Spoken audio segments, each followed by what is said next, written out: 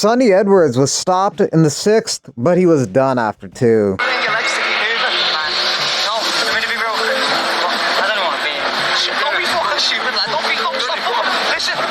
Sorry for yourself right now. Stop feeling fucking sorry for yourself because you've had one bad fucking round.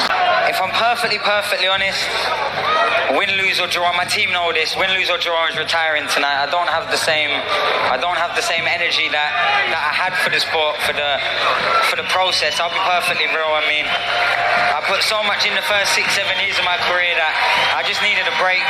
The moment he uttered those words, the trainer should have thrown the towel in. Boxing, not a game. Trainer should have called it right then and there. Somewhat reminiscent of Raquel Pennington when she fought Amanda Nunes between the 4th and the 5th round. While she was more obvious, she said, "I'm done and I want to be done." She turned to her corner and said that. Fighters don't want to have to say it themselves to the referee that they're done. They want their corners to save them. In this particular instance, there was no saving. To be done, the corner let her go out, and she did get TKO'd in the 5th. I do respect Kevin Holland's corner last month. He saw Kevin Holland's rib was injured after the round ended with Roman Dolidze, and after talking with Holland, he could tell Holland could not continue but didn't want to say it, so he called it off himself.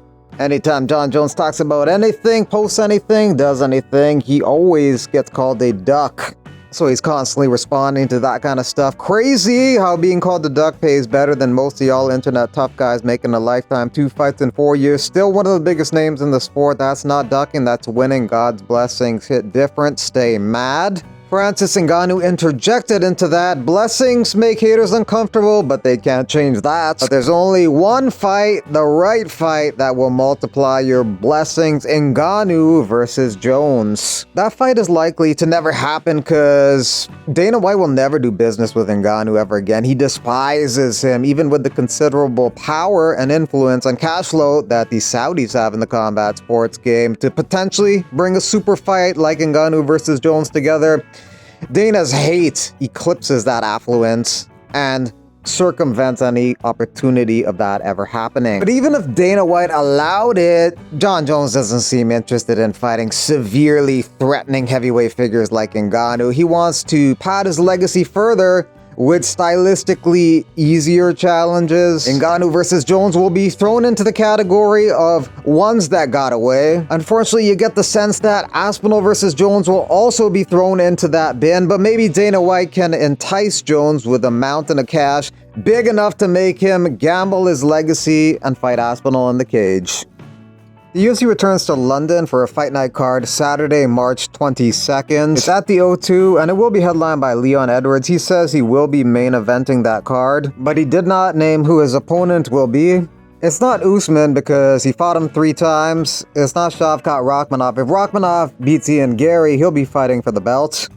Number 4 ranked Sean Brady is a possibility. They have not fought in the past, and Sean Brady needs a fight. He has none scheduled at the moment. And same goes for the other number 4 ranked welterweight, Jack Della Maddalena. They never fought in the past, and Jack Della also needs an opponent. Paddy Pimblett and Renato Moicano wanted to headline that show, but they could still be on the card as the co-main event. Paddy is ranked number 13 after his victory over Bobby Green this year, and Renato Moicano is ranked number 10 after his victory over Benoit Saint-Denis. Moicano didn't want to fight backwards in the rankings, but will make an exception for Paddy because of his star power. Jorge Masvidal could also be the opponent of Leon Edwards. Jorge says he wants to return to the UFC in March. This fight happens to be in March, so it falls in line with his timeline. The two do have history that was never resolved inside the octagon, and Masvidal still remains a big name in the game. Ultra White Collar Boxing got their event shut down in Calgary by Boxing Alberta because they're part of the same group that put on that MMA show where the fighter died a few days ago. They actually tried to brand themselves as kickboxing and got denied, and allegedly tried to hold fights without the oversight from any combat sports regulatory body. The organization seems to be extremely reckless and dangerous. When they were operating in the UK, they had 3 deaths associated with their events.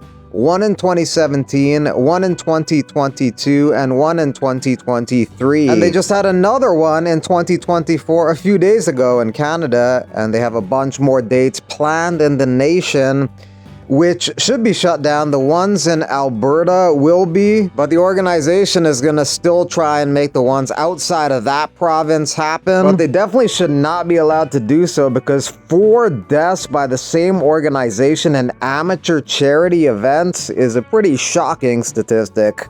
I did an ultra white collar fight here in the UK. If I remember right, they only checked my weight to match an opponent during the build-up. Rocked up on fight day, no pre-fight checks, no hand wraps. Used the same gloves and head guard as the guy before, as everyone did. They were heavy with sweat. Had a rudimentary post-fight checkup before being released into the wild. In hindsight, bit dodgy.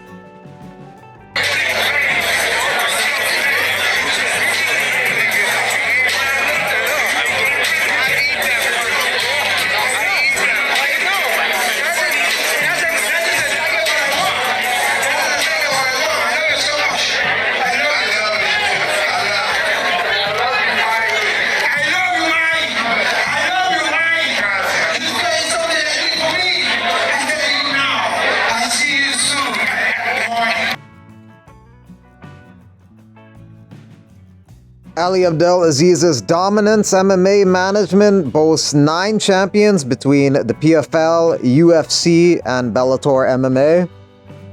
Ali thinks he's going to add 4 more UFC champions to that list. Kayla Harrison, Usman Nurmagomedov, Magomed Ankalaev, and Tatiana Suarez. Kayla Harrison is expected to take on Juliana Pena next for the bantamweight title. Hopefully she can make bantamweight 135 safely. Umar would be the favorite against Merab, but Merab seems to want to push that as far down the line as possible. Magomed Ankalaev will likely get the next title shot against Pereira, and he has a good chance to win if he employs his takedowns and ground game and just decides not to solely strike. And Tatiana Suarez was supposed to have a title eliminator type fight against Virna Jandiroba next month, but that fight just evaporated. One Fight Nights 92 adds Gregorian versus Zahidi in a catchweight kickboxing bout Friday, December 20th. One Championship's next show is Friday, December 6th. It's headlined by a lightweight MMA title fight between Christian Lee and Alibeg Rasulov. Bilal Muhammad attended the Survivor Series event put on by the WWE. Hopefully he's ready to fight the winner of Shavkat and Ian Gary sooner than later. There was some ground and pound in this football game.